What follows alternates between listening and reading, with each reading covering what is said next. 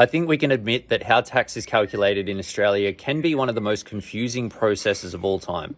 But once you get your head around it, things get a lot simpler.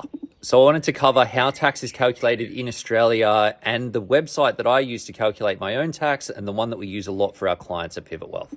So basically the ATO doesn't care what your sources of income are. They just add up all of your income from all of the different sources, and that creates your total assessable income number.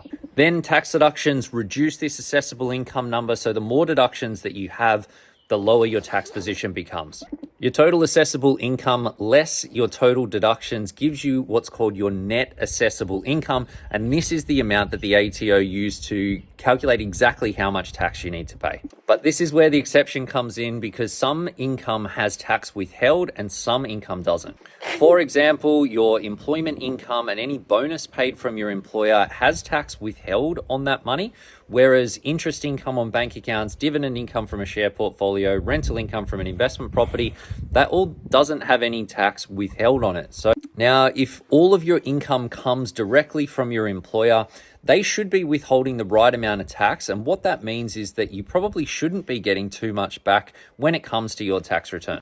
But if your employment income is low and then you've got a higher income from dividends or rental income or capital gains or anything else, then it means that because there's no tax that's withheld on that money, you're probably, unfortunately, going to be up for a little bit more of a bill. You can understand your own tax position by jumping onto paycalculator.com.au. Super helpful website. I'm going to flip the camera around and show you how it all works. So this is the Pay Calculator website. You can scroll down and put in your income number, whatever that is. You can even change your pay cycle if it's easier for you to think about for monthly or fortnightly or weekly or whatever.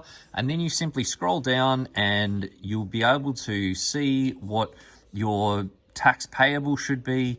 You can also then look at the tax that you've had withheld and line those figures up. Stay tuned for part 2 of this video, where I'm going to talk about tax installments. If you get that letter from the ATO, how they work and what it actually means.